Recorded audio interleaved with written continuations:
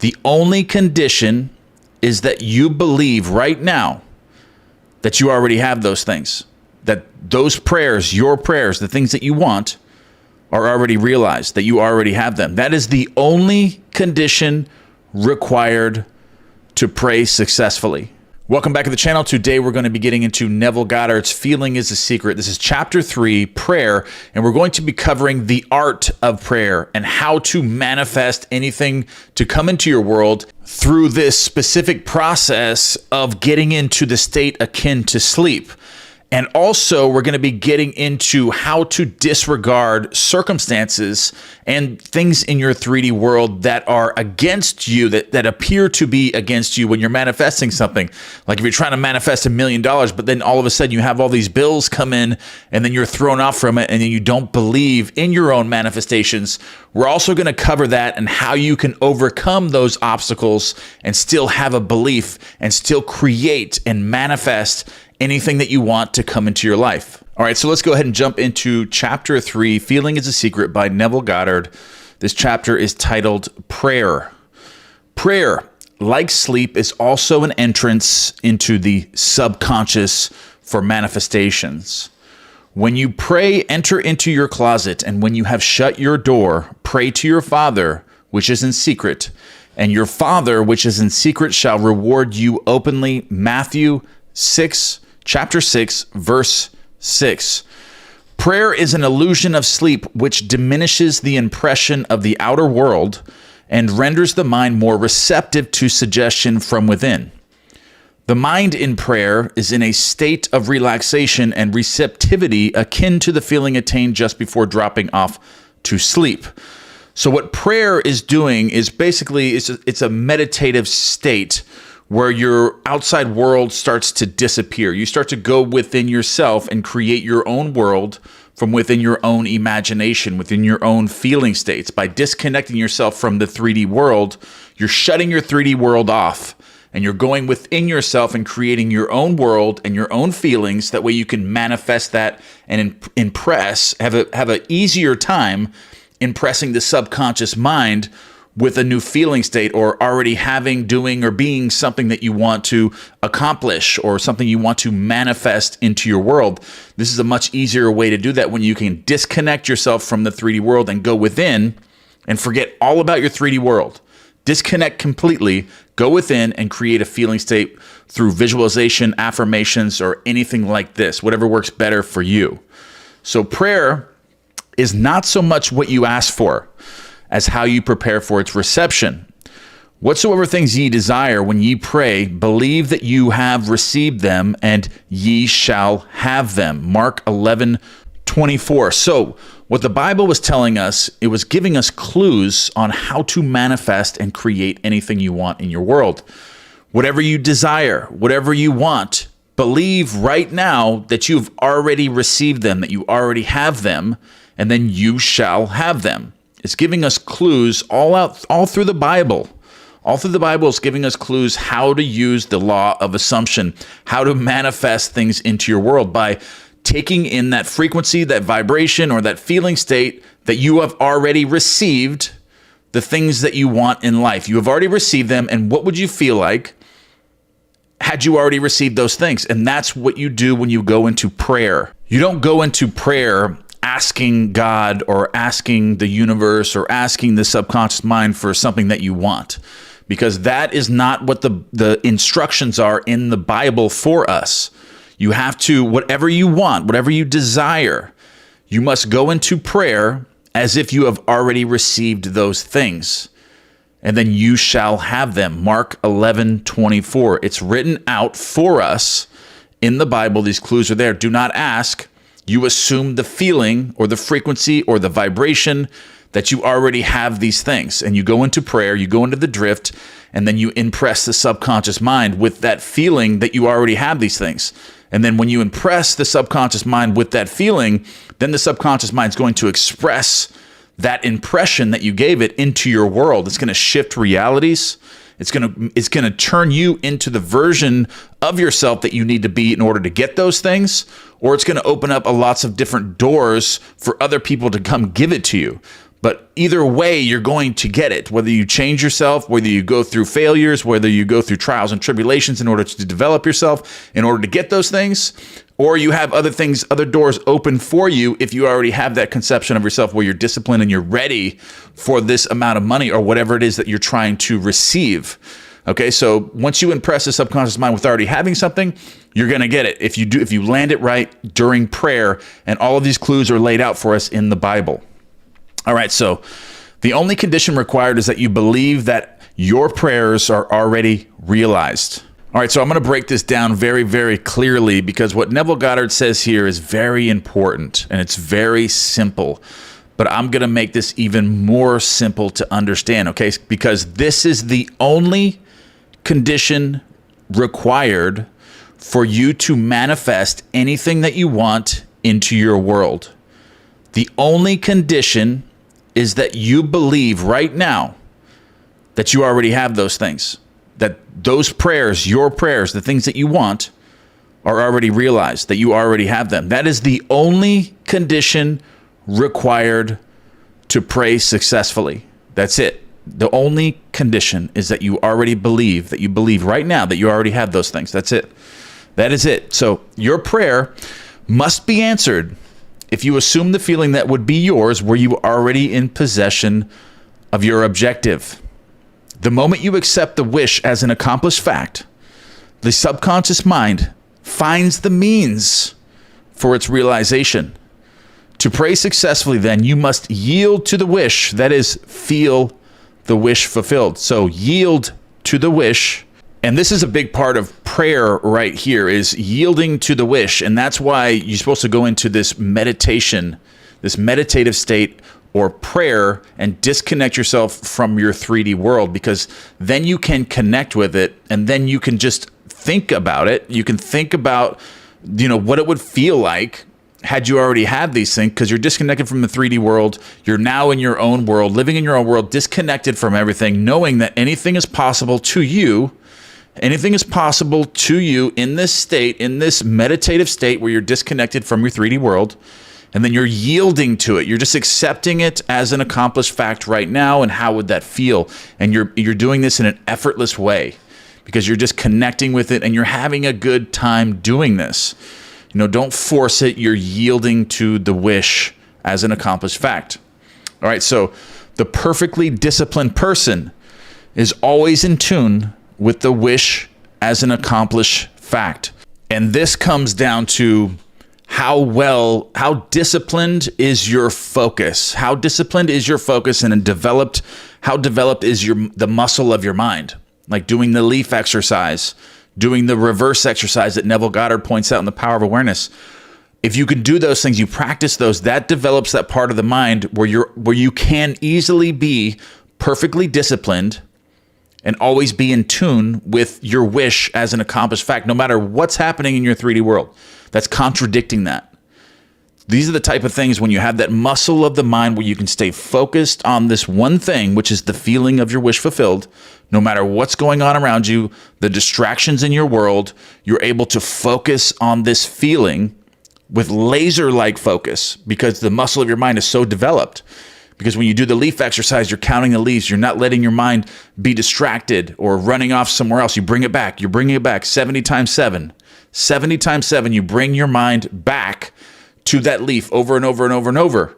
And then that trains your mind to then stick and focus on the wish fulfilled. Once you find that wish fulfilled, you find that feeling of it, you capture that feeling, and you focus your attention on that and what it looks like, what that would look like, what would that feel like.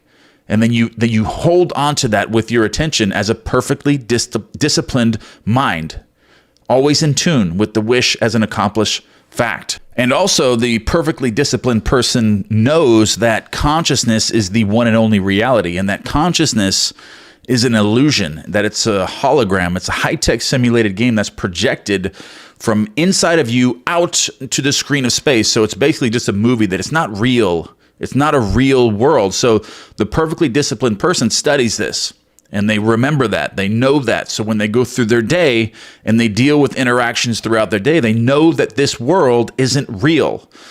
And the only thing that's real is holding on to the feeling of already having the thing that you want. That should be your main focus if you are perfectly disciplined. And know that consciousness is the one and only reality, and that ideas and feelings are facts of consciousness and are as real as objects in space. Therefore, the perfectly disciplined person never entertains a feeling which does not contribute to his or her happiness. For feelings are the causes of the actions and the circumstances of his or her life. On the other hand, the undisciplined mind or the undisciplined person finds it difficult to believe that which is denied by the senses, and usually accepts or rejects solely on the appearances of the senses. So the undisciplined person is reacting to the 3D world and thinks the 3D world is real. And they think that those are the causes that create their life, that the 3D world is actually creating everything, and that's a real world, but really it's not. But the undisciplined person does not understand this and accepts or rejects solely on the appearances of the senses. Because of this tendency to rely on the evidence of the senses, it is necessary to shut them out before starting to pray. And that's why it's so important to go to meditation. Do this before you go to sleep and totally disconnect from your 3D world as you're using your imagination and create these feeling states or frequencies or vibrations. It's very important to do this because then you can shut out the 3D world and then create your own world within, because that's the real world is within you. And then you create this. And this is a disciplined mind. A disciplined mind knows that the outside world, the 3D world, is a hologram, and that the real world is within you in your imagination. And whenever you are in a state of mind of, I should like to, but I cannot, the harder you try, the less you are able to yield to the wish. So whenever you are in the state of, I should like to, but I cannot, I can't just believe this, I don't believe that the 3D world's a hologram, I don't believe this, I don't believe my imagination can create reality, then the harder you try, the less you are able to yield to the wish. You never attract that which you want, but you always attract that which you are conscious of being. And that is your conception of yourself, your identity. So you never attract that which you want, because then you go back to this asking. Then you're asking God for something. You're asking the subconscious mind, or you're asking the universe for something. And that's not what we were instructed to do from the Bible. The Bible instructed us to assume the feeling of the wish fulfilled and believe that we already have it. And then we go into prayer this way, and then it is given to us. You never attract that which you want, but you always attract that which you are conscious of being. So prayer is the art of assuming the feeling of being and having that which you want. That is the art of prayer. It is assuming the feeling of being or having or believing that you already have everything that you want. So if you go into prayer, you go into your meditation, you go into your prayer, and you're wanting and you're asking for something, and you're not in the state of already having it, this is what's going to happen right here. Okay, so when the senses confirm the absence of your wish, all conscious effort to counteract this suggestion is futile and tends to intensify the suggestion. So the subconscious mind or God is going to create obstacles. It's going to intensify that suggestion of the absence of the thing that you want. So it's going to push it away even further because you're not connected with it. You don't have the belief that you already have it. You're not in the feeling that you already have it, and then you're trying to force it. And just like it was stated in the previous chapter, that you cannot command the subconscious mind, you can't command God to give you something. You have to persuade the subconscious mind to give it to you. You cannot force and command the subconscious mind to give you something. You have to persuade it by acting as if and feeling as if you already have the thing. You already have what you want to do, be, or have already. And that's how you persuade the subconscious mind to do this. Just like Neville Goddard states right here, prayer is the art of yielding to the wish and not the forcing of the wish. Whenever your feeling is in conflict with your wish, feeling will be the victor every single time, because feeling is the secret. Whenever your feeling is in conflict with your wish, feeling will be the victor every time. The dominant feeling invariably expresses itself. Prayer must be without effort. In attempting to fix an attitude of mind which is denied by the senses, effort is fatal, because if you're using effort, then you're not in the state of already having it, because once you have it, you're no longer forcing anything. It's no longer, you're connected to it now. You are it. You are the thing now. That is your identity. And another way to successfully yield to the wish as an accomplished fact is you must create a passive state, a kind of reverie or meditative reflection similar to the feeling which precedes sleep. In such a relaxed state, the mind is turned from the objective world and easily senses the reality of a subjective state. So you're in this state akin to sleep where you're half awake and half asleep, but you're still in control of the direction of your attention. Okay, so it is a state in which you are conscious and quite able to move or open your eyes, but have no desire to do so. An easy way to create this passive state is to relax in a comfortable chair or on a bed. If on a bed, lie flat on your back with your head on a level with your body. So get rid of the pillow. So lay flat on your back with your head on level with your body. So no pillow. Close the eyes and imagine that you are sleepy. So you're imagining that you're sleepy to induce that state. So imagining that you are sleepy. So if you're not sleepy, imagine that you are sleepy. Feel, I am sleepy, so very sleepy. Even affirm that. I am sleepy, so very sleepy. So I just got sleepy when I just did that just now. So if you affirm this, you are going to create that sleepy state, or you can just imagine it or visualize that while you're affirming it. Okay, so, and in a little while, a faraway feeling accompanied by a general lassitude and loss of desire to move envelops you. You feel a pleasant, comfortable rest and not inclined to alter your position, although under other circumstances you would not be at all comfortable.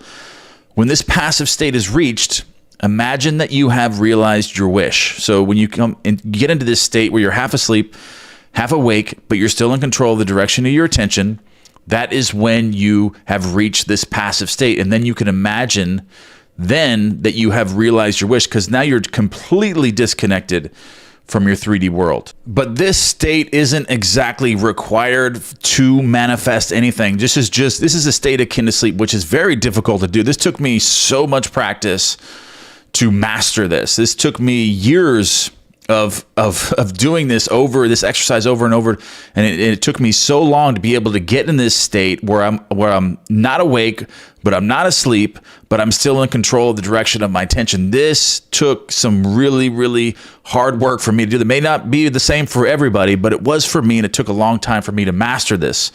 But now I'm able to do this, but this is not the only way to manifest, because this is just a sure way to do it. This is the way that you completely disconnect from your 3D world and create a completely passive state where you can easily impress the subconscious mind with anything that you want to happen to you, anything you want to create into your world.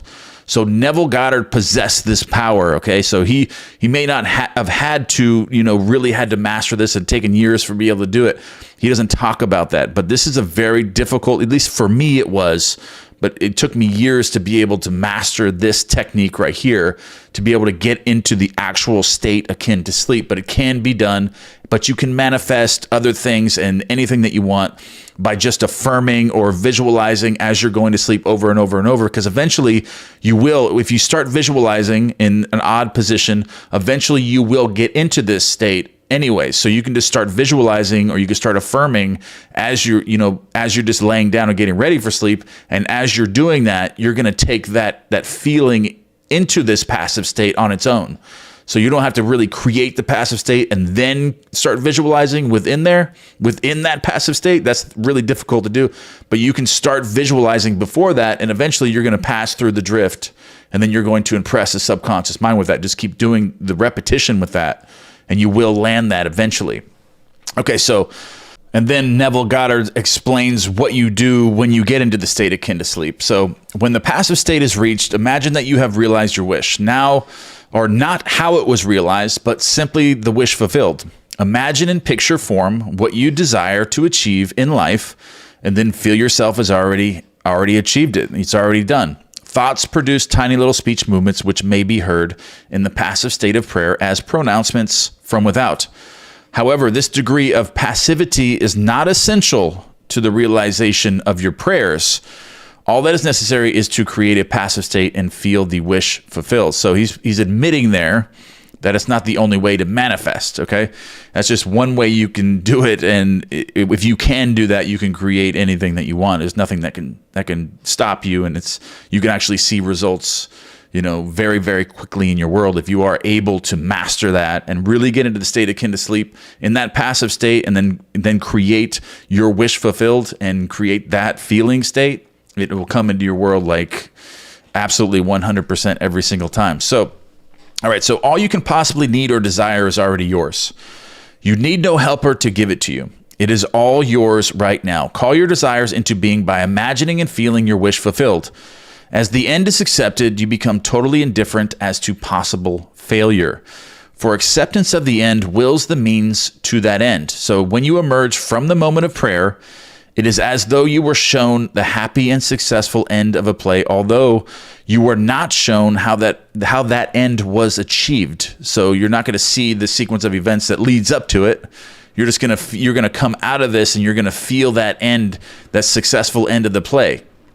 And you're shown the successful end of that play, but not how it happened, just the end of it. And this is also goes back to the shocking time sense and the positron. So when you go into this passive state, when you're half asleep, half awake, but you're still in control of the direction of your attention, and you create this feeling, and you're shown the end. That's when you shock that positron, which Richard Feynman won the Nobel Prize for. They actually photographed it in the cosmos. And you actually have so many of them in the brain at all times, so many positrons. So when you activate one of those in the future, you're led to that. So when you actually feel that in this passive state, you feel the end and you make that real in this passive state, then you shock time sense, and then everything in your world shifts. There's this big shift, and then you're led. Then there's going to be a sequence of events that are going to lead you right to that moment that you created in this passive state. And that's how this works. Okay, so, however, having witnessed the end, regardless of any anticlimactic sequence, you remain calm and secure in the knowledge that the end has been perfectly defined. So that also goes back to the perfectly disciplined person. But when you're shown that end in this passive state, there's nothing that can sway you from not believing that it's going to happen, because that's part of it. That's part of this passive state, and getting in the state akin to sleep and actually impressing the subconscious mind in this passive state. You're completely calm. You're perfectly calm and secure that it's going to happen. There's nothing in your 3D world that can sway you from that once you do that correctly. But like I said before, it's not necessary to manifest. But it probably is the most sure way to manifest anything in your world. But with something that is that sure, it comes with a degree of difficulty and mastering. But anyone can put in the work and get this. Maybe some of you watching this right now can already do this. But it took me a long time to be able to master that. All right, guys, that's the end of this video. We're going to be getting into chapter 4 next, which is feeling. And that will be the final chapter of this book. All right, I love you, and that's the end of this video, and I'll see you in the next one. Don't forget to be one thing you guys are grateful for, or any comments or any future content or ideas that you have, put those in the comment box below, or any success stories, put those in the comment box below. I read all the comments. I love you guys, and I'll see you in the next one.